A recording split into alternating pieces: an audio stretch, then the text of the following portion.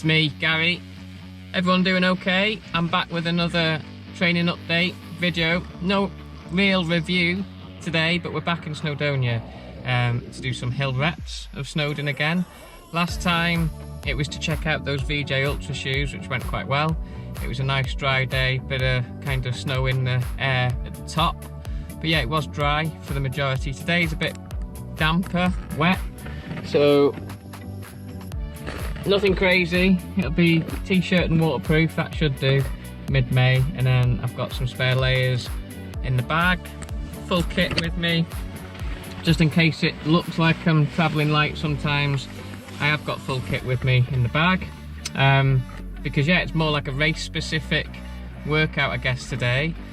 We have got the VJ Ultras on again because they weren't really tested in any kind of wet conditions. There'll be plenty of wet rock today. Last time I just went up and down Llanberis path because the goal was elevation and to test myself, see where I'm at with that without being in the mountains too much for a long period out. Today's slightly different. I can't face going up Llanberis pass 3.5 times again today.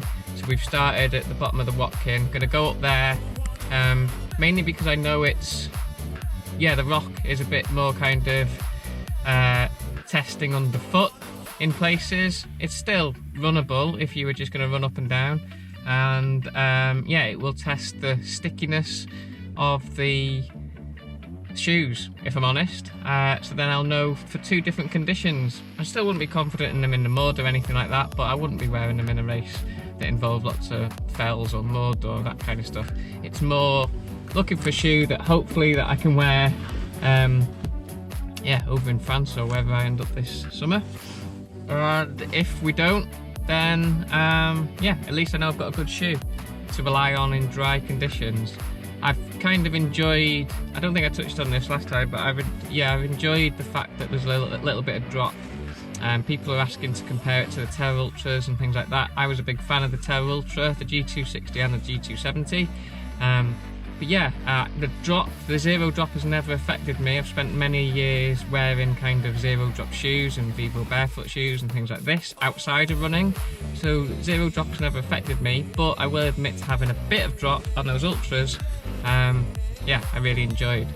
So yeah, it's not going to be a shoe review. It's more going to be have a look at some scenery. I'll talk you through some of the nutrition, I think, which might be of interest to some of you. It may not be. But what I do, it's going to be 5 hours minimum, and then we'll see where we go from there, where we are on the laps. But yeah, first kind of protocol is up the Watkin path to the summit, and then we'll kind of make a decision there which way I'll go, but we'll just be hitting the top a few times.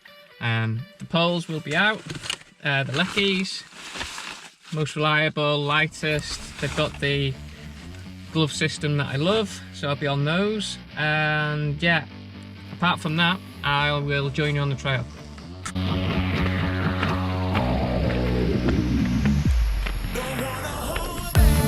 Oh my, it's warmer than I thought. That's not rain, it's dripping off my face, it's sweat.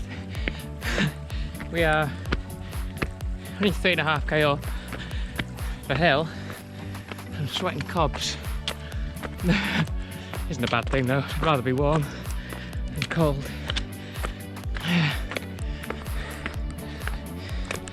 Don't think we'll be seeing much at the top, so I'll give you a bit of that. Nutrition wise, I've had my first gel already, a little bit late. Shows how easy it is to kind of miss timings. So I would aim for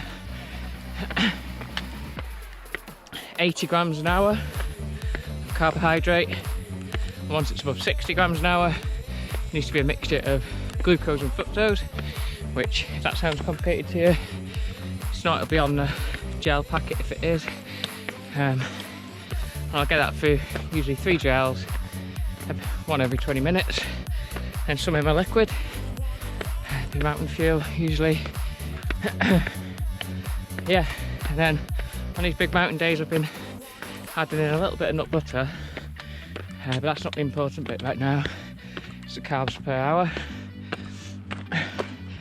For any of you that think that sounds quite high, that is basically It's not an opinion, it's not my kind of experience, it's what the science is saying and what I've built up over years. So yeah, it is a good idea to start increasing it. If you're sitting at like 20-40 grams, but don't just jump into it. 60, 80, 90, just increase it a bit each time. It's important that you kind of train your gut at the same intensity as you would in a race, yeah, because all that stress adds into the reasons why you won't be able to keep these gels down, the liquid. I don't have too much liquid, that's just personal preference, so yeah, I get most of it through that.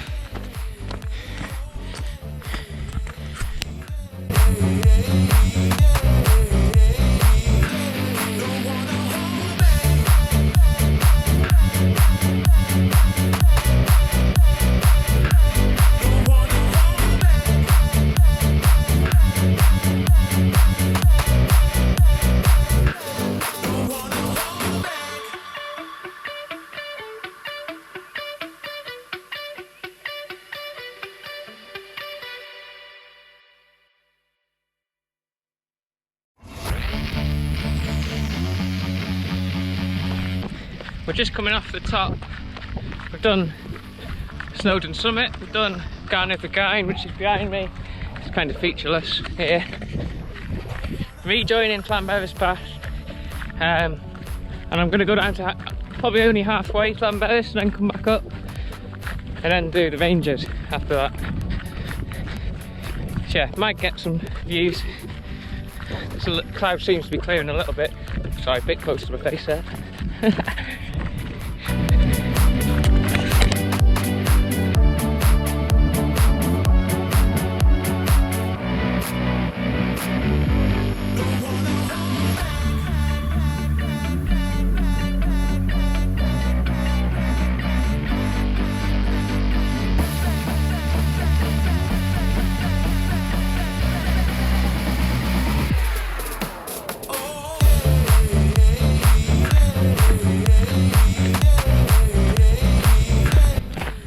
Tell you what, they're a lot more friendly than they are by my house. I wouldn't have walked through them by my house. I don't know what they feed them in Llanbedr, but not as calm as that. They must be on the CBD or whatever.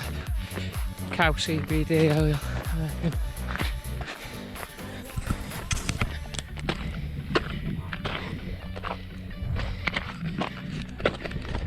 That is a view from the Rangers path.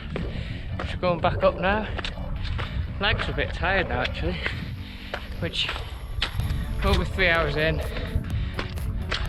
pushing 2,000 metres in, so probably not surprising. More hiking, different terrain involved than when I just went up and down Llanberis path the other week. So yeah, good training, kept on top of nutrition. Could probably do a bit more water actually. Only got a litre with me, that's running low as it warms up a little bit. I'm not complaining about that. Get to the top of this and then I think we're heading back down towards the Watkin path. Don't know what I'll do from there. See how much time we've got left.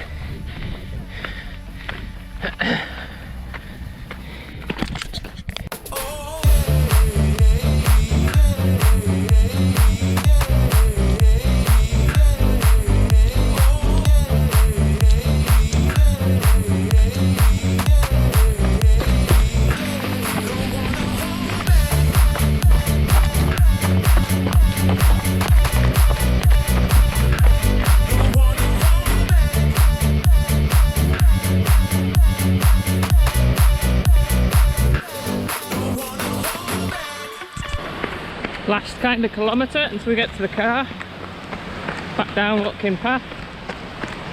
All the waterfalls when you come down, and little rock pools, definitely appealing. The only problem is I'd be freezing getting out. It's warmed up a little bit, probably doesn't look like it. Yeah, I'd happily do a cannonball into one of those right now. Yeah, getting back to the car is another thing, yeah.